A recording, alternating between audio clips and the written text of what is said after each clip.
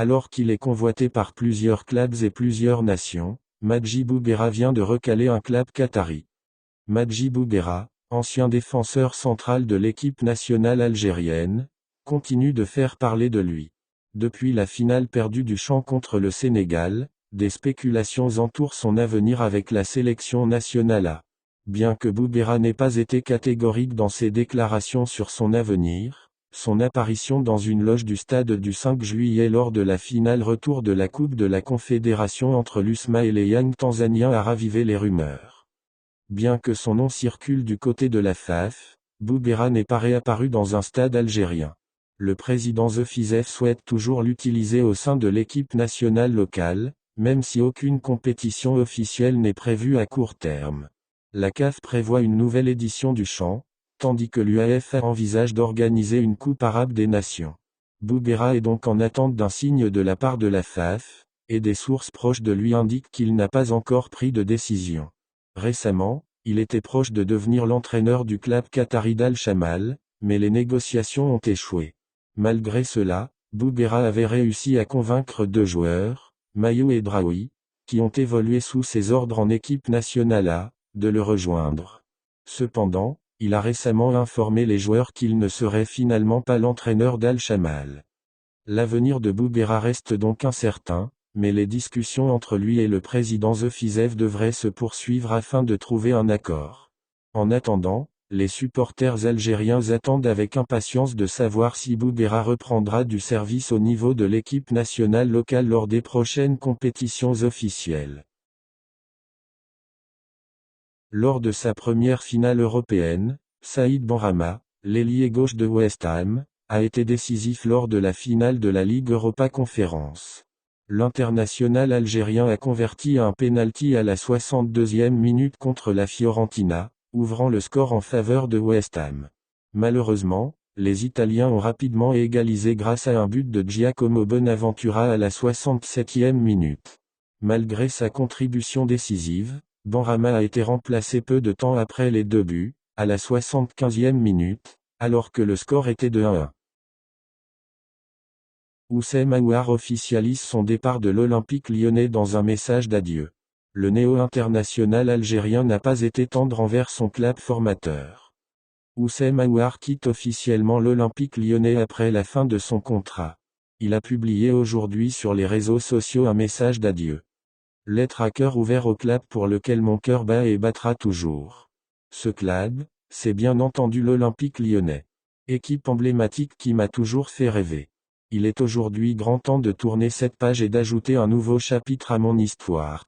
Dans son message d'adieu, le néo-international algérien n'a pas été tendre avec l'OL. En effet, il en veut toujours à son club formateur qui avait refusé de lui accorder un bon de sortie en 2020 pour rejoindre un championnat européen plus huppé. Ce départ, je l'avais envisagé bien autrement et bien plus tôt. C'est un vœu que j'avais déjà formulé il y a 3 ans, en 2020. Mais le seul souhait d'un joueur ne suffit pas toujours à décider de son destin. Mon but premier ayant toujours été le bien-être collectif, il m'a semblé à l'époque plus sain de ne pas m'étendre sur la question en cours de saison afin de ne pas impacter le bon état d'esprit du groupe, a indiqué. Cependant, le jour viendra où la vérité finira par irradier les guerres d'ego qui ont empêché tout accord d'être conclu.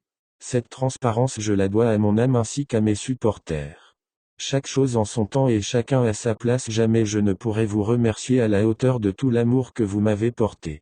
Je dois tout à cette ville qui m'a vu naître, à son club et à nos bonnes. A conclu Aouar à la Rome, il ne reste que l'annonce officielle. La prochaine destination de Houssem Aouar est déjà connue. C'est en championnat italien qu'il va rebondir. En effet, le milieu de terrain a signé à la Rome un contrat de 5 ans. Il a passé la visite médicale et il ne reste que l'annonce officielle qui est imminente. Après une saison ratée avec l'Olympique lyonnais, Aouar souhaiterait relancer sa carrière au club de la capitale italienne. Un club qui lui donnera la chance de prendre part à l'Europa Conference League lors du prochain exercice. Il y a quelques jours de cela, nous apprenions que les relations entre le président de la CAF Patrice Motsepe ainsi que le boss de la FRMF Fouzi Lekjaa ont été assez tendues suite à des désaccords et une dispute entre les deux hommes dans le passé. Pour enterrer la hache de guerre, le responsable marocain souhaiterait présenter ses excuses. Le journaliste nigérian Osazu Obeyewana avait affirmé après la fin de la CAN U17 en Algérie, suite à une discussion avec un membre du COMEX de la CAF, que Motsepe Legja se sont livrés à des échanges d'insultes après une grave dispute, devant tous les membres présents. Une dispute qui a pris beaucoup d'ampleur, obligeant même les personnes présentes sur place à intervenir. S'étant rendu au Maroc suite à la compétition en Algérie avec sa famille pour se reposer, Patrice Motsepe toujours sur les terres des Lions de l'Atlas. Selon certaines sources marocaines, Legja voudrait donc saisir cette opportunité pour rencontrer le grand responsable sud-africain et de faire une réunion pour parler du football en Afrique. Le Marocain saisira cette chance pour briser la glace avec Motsepe, toujours selon les mêmes sources, présenter ses excuses publiquement et en direct pour enfin tourner la page sur cette épineuse affaire. Une des grosses surprises de la liste du sélectionneur national Djamel Belmadi pour le stage de ce mois de juin, c'est l'absence de Rayhan Aït-Nouri, le latéral gauche de Wolverhampton. L'ancien joueur d'Angers n'a pas pu avoir le temps de jeu qu'il faut pour enchaîner une deuxième convocation de suite chez les Verts.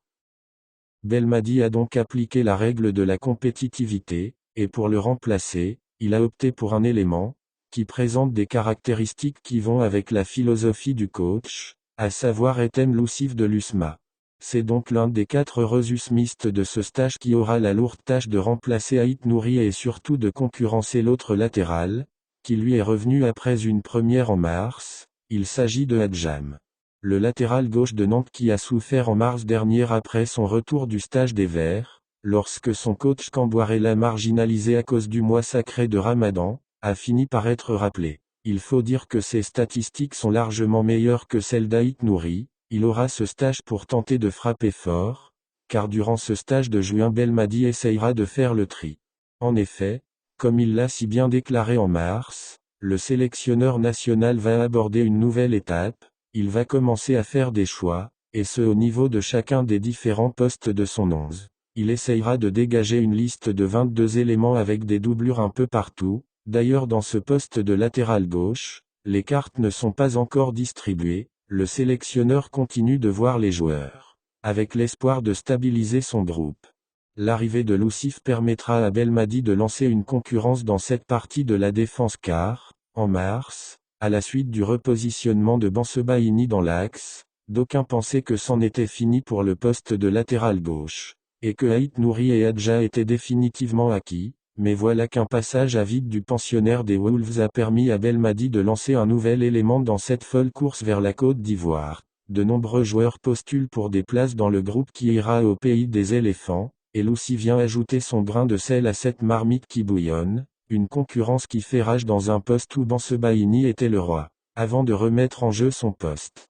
Dans une liste où le coach a choisi de mettre 9 éléments, et où Bensebaini n'est plus considéré comme latéral gauche, on remarque la présence de 3 joueurs évoluant dans ce poste, puisqu'en plus de Loussif et Adjam, il y a Touba qui continue de figurer dans la liste. Après son mois de novembre très compliqué avec Lens, il est revenu en mars et le revoilà encore une fois dans le groupe de ce mois de juin. Mais le sélectionneur ne devrait plus compter sur lui dans l'axe, à ses yeux il commet un peu trop d'erreurs dans ce compartiment où la fausse paix cache, c'est donc comme latéral qu'il essayera de le relancer. Il entrera donc en concurrence avec les 2 éléments cités, mais reste devant grâce à sa polyvalence, qui fait de lui un élément important pour les plans du sélectionneur.